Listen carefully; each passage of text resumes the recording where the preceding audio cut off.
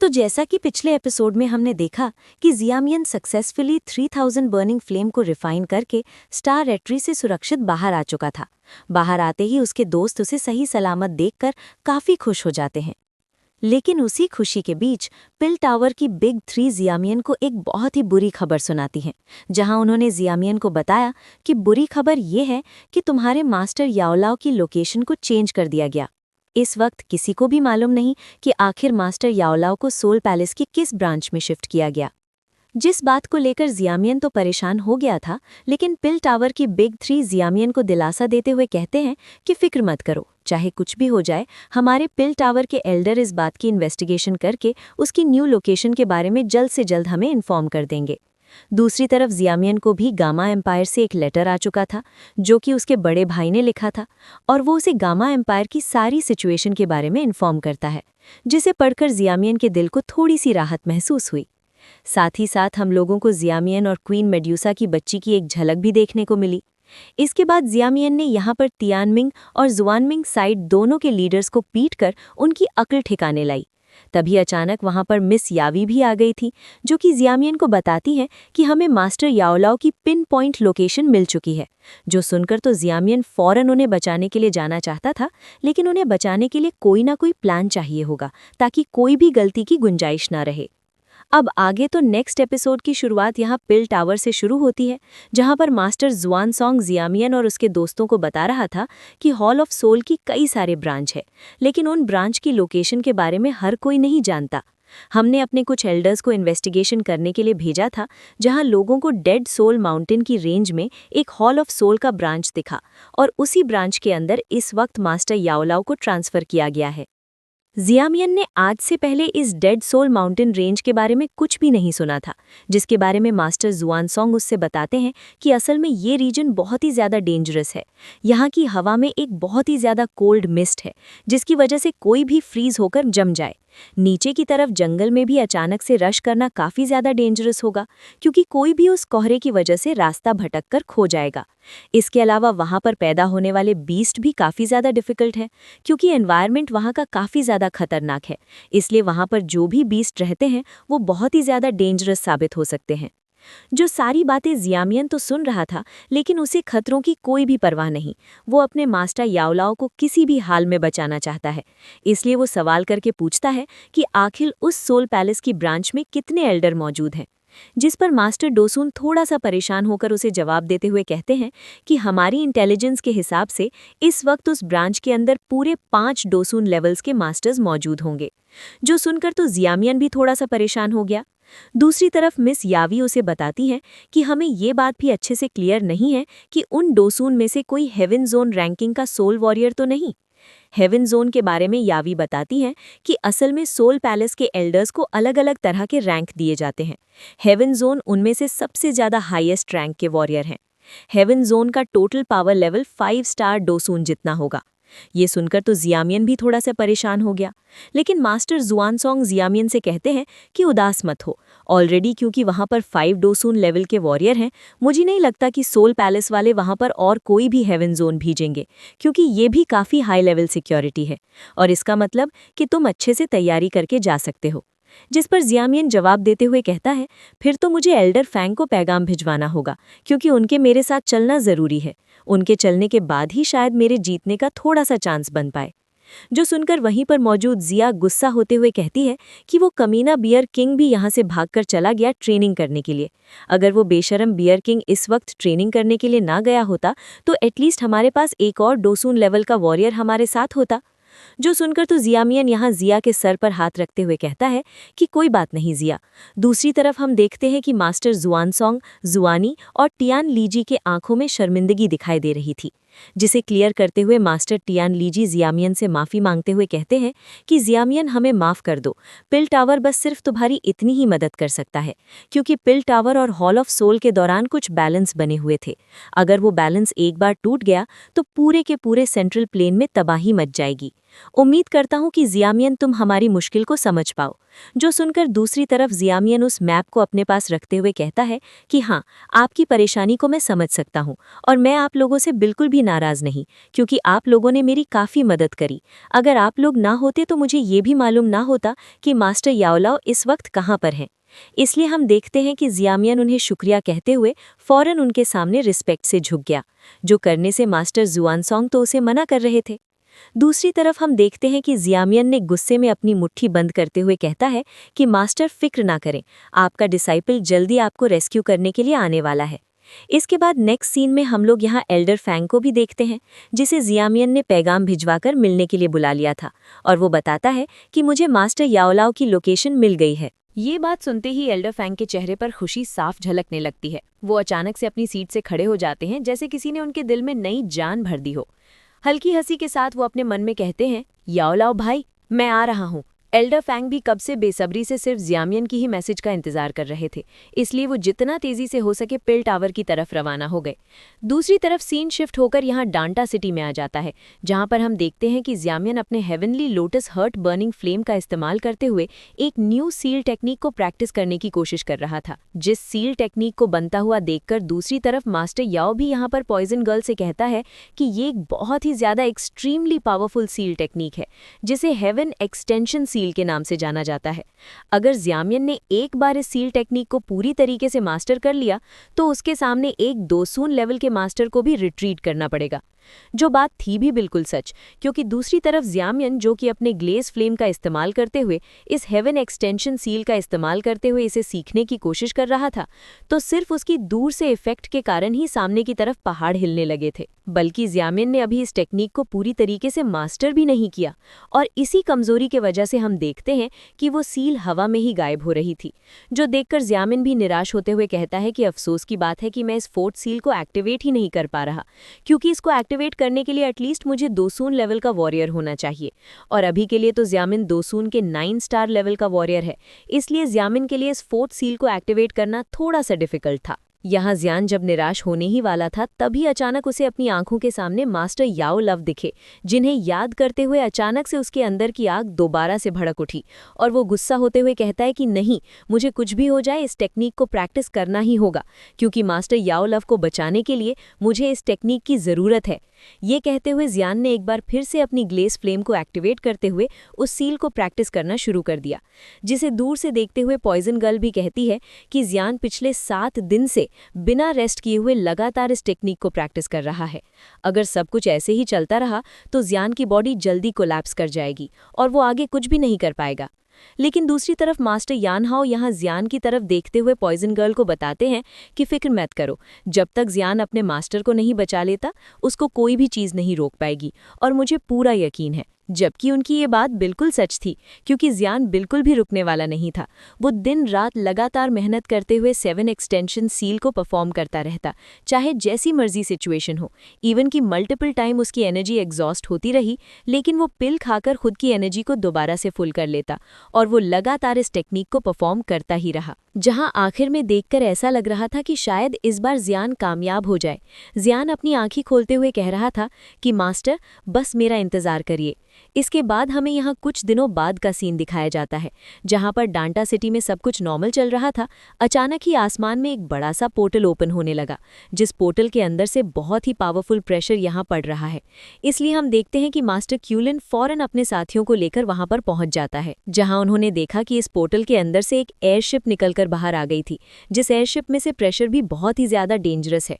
इसलिए वो परेशान होते हुए अपने मन में यही सोच रहे थे कि पता नहीं आखिर इस एयरशिप में होगा कौन। तभी अचानक वहां पर पिल टावर से एक आवाज सुनाई दी, जो कह रहा था कि elder Fang, please pill tower में आ जाइए, हमें आपसे कुछ डिस्कशन करनी है। और हमें देखने को मिलता है कि असल में ये एयरशिप किसी और की नहीं बल्कि एल्डर फैंग की थी, जिनके साथ यहाँ पर एक और मास्टर भी आए हुए थे।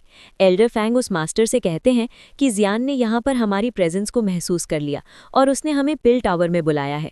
चलो उसे चलकर मिलते हैं।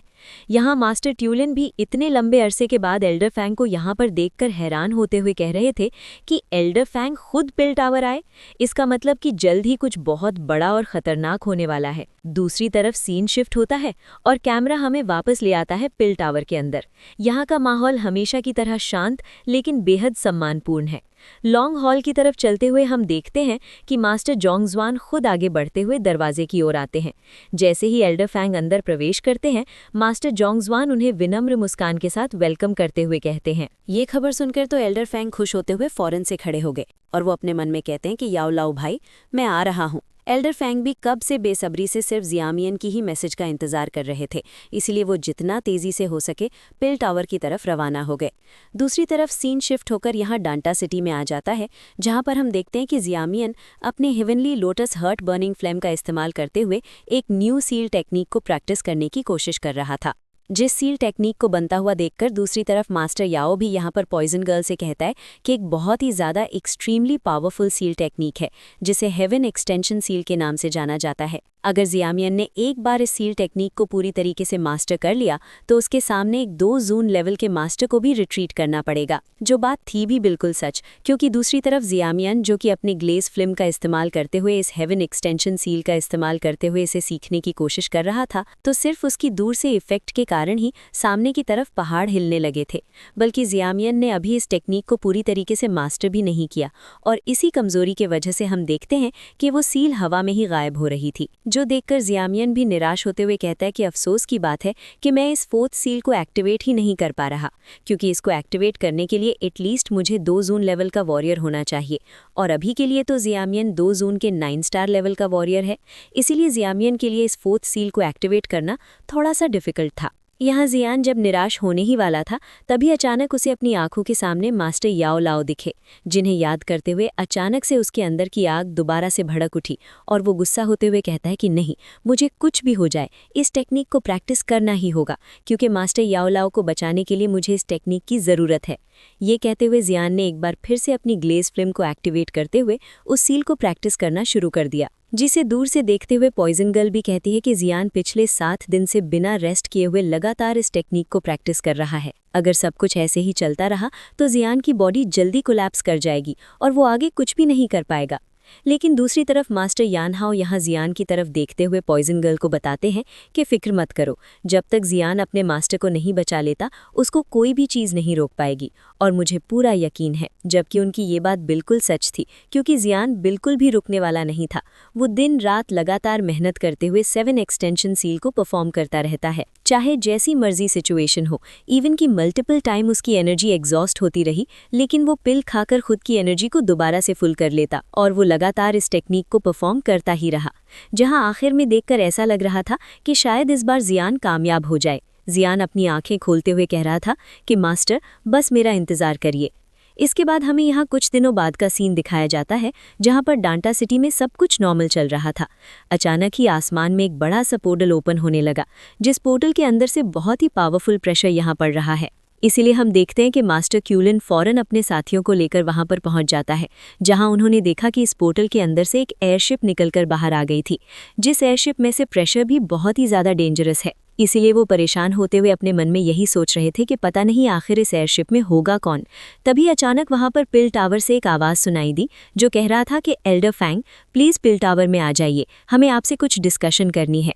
और हमें देखने को मिलता है कि असल में ये एयरशिप किसी और की नहीं बल्कि एल्डर फैंग की थी, जिनके साथ यहाँ पर एक और मास्टर भी आए हुए थे। एल्डर फैंग उस मास्टर से कहते हैं कि जियान ने यहाँ पर हमारी प्रेजेंस को महसूस कर लिया और उसने हमें पिल टावर में बुलाया है, चलो उसे चलकर मिलते हैं। यहाँ मास्टर क्यूलिंग भी इतने लंबे अरसे के बाद एल्डर फैंग को यहाँ पर देखकर हैरान होते हुए कह रहे थे कि एल्डर फैंग खुद पिल टावर आए, इसका मतलब कि जल्द ही कुछ बहुत बड़ा और खतरनाक होने वाला है। दूसरी तरफ सीन शिफ्ट होकर यहाँ पिल टावर में भी आ गया था, जहाँ पर हम देखते हैं कि मास्टर जुआन स्वांग यहाँ आगे की तरफ बढ़ते हुए एल्डर फैंग को वेलकम करते हुए कहते हैं कि एल्डर फैंग, आपसे मिले हुए काफ़ी अरसा हो गया, आज भी आप बिल्कुल पहले की तरह जवान और केयरफ्री दिख रहे हैं। जो सुनकर दूसरी तरफ फैंग जियान भी जवाब देते हुए कहते हैं कि हाँ, बेशक पेल टावर के लीडर जितना तो नहीं दिख रहा। यहाँ अपनी ये तारीफ सुनकर तो मास्टर जुआन स्वांग सर हिलाते हुए कहता है कि नहीं नहीं, ऐसी कोई बात नहीं। वैसे मैंने आपकी इस दोस्त को नहीं पहचाना, प्लीज़ आप मुझे माफ़ करिए और बुरा ना मनाइएगा, क्योंकि मैंने कई अरसे से पेल टावर को नहीं छोड़ा, इसीलिए बाहर क्या हो रहा है मुझे कुछ भी मालूम नहीं। इसीलिए आप ही बता दीजिए कि आखिर आपका नाम क्या है। जो सुनकर दूसरी तरफ फैंग जियान के साथ आया हुआ मास्टर जवाब देते हुए कहता है कि अपना पुराना नाम तो मैं कब का भूल चुका हूँ, मुझे बस वही टाइटल याद है जिससे लोग मुझे पुकारा करते थे। तुम भी मुझे आयरन सोर्ड मास्टर कहकर पुकार सकते हो। यहाँ आयरन सोर्ड मास्टर का नाम सुनकर तो मास्टर जुआन स्वांग सरप्राइज होते हुए कहते हैं कि कहीं आप वही आयरन सोर्ड मास्टर तो नहीं जिसने 5 साल पहले अकेली ही पूरी की पूरी ईविल मैजिक सोर्ड गेट को खत्म कर दिया था। जो कहते ही पिल टावर की बिग 3 ने फौरन यहाँ पर आयरन सोर्ड मास्टर को रिस्पेक्ट पेश करना शुरू कर दिया। साथ ही साथ वो कहते हैं कि आपसे मिलना तो हमारे लिए फ़ख्र की बात है, जिस पर आयरन सोर्ड मास्टर बिना कोई जवाब दिए सिर्फ उन्हें रिस्पेक्ट पेश करता है। ये देखकर एल्डर फैंग जियान मुस्कुराते हुए जवाब देकर कहते हैं कि आयरन सोर्ड मास्टर का बुरा मत मनाइएगा, ये थोड़े गुस्से वाले हैं और साथ ही साथ इन्हें ज़्यादा बातें करना भी पसंद नहीं। यहाँ पर मास्टर फैंग जियान भी ये सब कह ही रहे थे, तभी अचानक पीछे से जियान भी अपने दोस्तों के साथ वहाँ पर आ गया, जो कि आते ही कहता है कि मास्टर फैंग जियान, आप तो काफ़ी जल्दी यहाँ पर आ गए। मास्टर फैंग जियान भी जियान की ये बात सुनकर पलटकर उसे जवाब देते हुए कहते हैं कि हाँ, मैं नहीं चाहता था कि दोबारा कोई चेंज आ जाए, इसीलिए मैंने जितना जल्दी हो सके यहाँ पर आने की कोशिश करी। और ये सब कहते हुए जब वो जियान को गौर से देखते हैं तो वो अचानक ही शॉक हो गए। इवन कि आयरन सोर्ड मास्टर भी शॉक होते हुए कहते हैं कि तुमने तो मुझसे कहा था कि ये लड़का जियान तो 1 साल पहले 2 जून में बस तुम्हारे सामने पहुंचा था। जो सारी बातें आयरन सोर्ड मास्टर टेलीपैथी के थ्रू बोल रहा था। दूसरी तरफ मास्टर फैंग जियान को तो खुद भी ये बात समझ नहीं आ रही थी। वो जिया से कहते हैं कि फौरन इसे थ्रो करो, लेकिन दूसरी तरफ जिया कहती है कि नर्वस मत हो, वैसे भी ये क्यूट सा मेरा पेट ही है, ये तो इतनी क्यूट है, ये भला मुझे क्या ही नुकसान पहुंचाएगी। जिया मियाँ भी उसकी ऐसी कंडीशन देखकर कहता है कि आखिर मैं कैसे भूल गया था कि ये दिखने में बेशक छोटी बच्ची है, लेकिन अंदर से ये एक बहुत खतरनाक मॉन्स्टर है। इवन कि मास्टर फेंग जियान और आयरन स्वॉर्ड मास्टर भी यहाँ पर जिया को देखकर हैरान होते हुए यही सवाल कर रहे थे कि आखिर ये लड़की है कौन, क्योंकि ये डेड सोल माउंटेन के इतने ज़्यादा टेरिफाइंग बीस्ट को ऐसे ऑर्डर दे रही है जैसे कि वो इसके सामने खिलौने से ज़्यादा कुछ ना हो। जिया मियाँ भी यहाँ पर उन दोनों की बातें सुन रहा था। अचानक से वो मुस्कुराता है क्योंकि उसके दिमाग में एक प्लान आ गया था। वो जिया से कहता है कि आंट क्विन से सवाल करो कि इसे सोल पैलेस के बारे में क्या कुछ मालूम है। जो सुनकर जिया उस आंट क्वेश्चन से कहती है कि क्यूटी पाई, क्या तुम सोल पैलेस की लोकेशन जानती हो? एंट क्वेश्चन उससे सवाल करते हुए कहती है कि आखिर ये सोल पैलेस क्या है, जिस पर जिया उसे जवाब देते हुए कहती है कि वो कुछ इंसानों और गोस्ट के बीच के लोग हैं जो कि ईविल से डार्क कपड़ों में रेड कलर के ऑरा के साथ दिखते हैं। क्या तुम उन्हें जानती हो? जो सारी बातें जानकर आंट क्वेश्चन बाकी के सारी चूंटियों से कम्युनिकेट करके उनसे इन्फॉर्मेशन निकलवाने की कोशिश करती है, क्योंकि वो खुद तो नहीं जानती थी लेकिन शायद बाकी सब लोगों को उसके बारे में मालूम हो। जहां थोड़ी देर की इन्फॉर्मेशन की अदला बदली के बाद आखिरकार हम देखते हैं कि आंट क्वेश्चन को भी सोल पैलेस की लोकेशन के बारे में मालूम हो चुका था, जिसके बारे में वो जिया को सब कुछ बता देती है। जिया भी उस इन्फॉर्मेशन को लेकर सीधा जिया मियाँ और अपने बाकी के सब दोस्तों के सामने पेश कर चुकी, जहां वो कह रही थी कि चीचू चाची चीचू ची क्या। ये सुनकर सब लोग हैरानी के साथ एक दूसरे का मुंह देख रहे थे कि आखिर इसको कौन से मिर्गी के दौरे पड़ गए। तभी अचानक जिया अपना सर पकड़ते हुए कहती है कि मुझे माफ़ कर दो, मैं भूल ही गई थी कि तुम लोगों को चूंटियों की लैंग्वेज नहीं आती, लेकिन मुझे सोल पैलेस की लोकेशन के बारे में मालूम हो चुका है। वो यहीं पर पास में मौजूद है जहाँ ये आंट क्वेश्चन हमें ले जाएगी, हमें बस इसे फॉलो करना है। ये कहने के बाद जिया फौरन वहाँ की तरफ रवाना हो गई, जो देखकर बाकी के सब लोग भी तेज़ी के साथ जिया को फॉलो करते हैं। इसके बाद हम देखते हैं कि आगे की तरफ बढ़ते बढ़ते यहाँ आंट क्वेश्चन इन लोगों को रास्ता और डायरेक्शन बताती जा रही थी, जहाँ ये सब लोग उसी रास्ते पर चल रहे थे। जो सब देखकर मास्टर फेंग जियान भी अपने मन ही मन में खुश होते हुए कहते हैं कि अगर हम इसी स्पीड के साथ आगे की तरफ बढ़ते रहे तो मुझे लगता है कि सुबह से पहले ही हम लोग सोल पैलेस तक पहुंच जाएंगे। इवन कि जिया मियाँ भी खुश होते हुए यहाँ पर जिया का शुक्रिया अदा करते हुए कह रहा था कि तुमने आज हमारी बहुत मदद करी। दूसरी तरफ आयरन स्वॉर्ड मास्टर भी जिया की ये कारनामे देखकर काफ़ी ज़्यादा सरप्राइज था। वो अपने मन में यही सोच रहा था कि इस लड़की के पास तो बहुत यूनिक लोग हैं। इसका हर एक दोस्त ही एक तरह का मॉन्स्टर है। पता नहीं ये खुद किस तरह का टेरिफाइंग बीस्ट होगा। ये तो हम लोगों को फाइट के दौरान ही देखने को मिलेगा। इसी तरह से सोचते हुए ये लोग लगातार सोल पैलेस के डायरेक्शन में बढ़ते रहे। दूसरी तरफ सीन शिफ्ट होकर यहाँ सोल पैलेस पर भी आ गया था, जहाँ पर हमें देखने को मिलता है कि मास्टर याओ लोगों को जंजीरों में जकड़ कर रखा गया है और साथ ही साथ सोल पैलेस के एल्गर एक आई टेक्निक का इस्तेमाल करते हुए उन पर 24 घंटे नजर भी रख रहे थे। और यहाँ इसी सीन के साथ हमारा ये एपिसोड यहीं पर खत्म हो गया।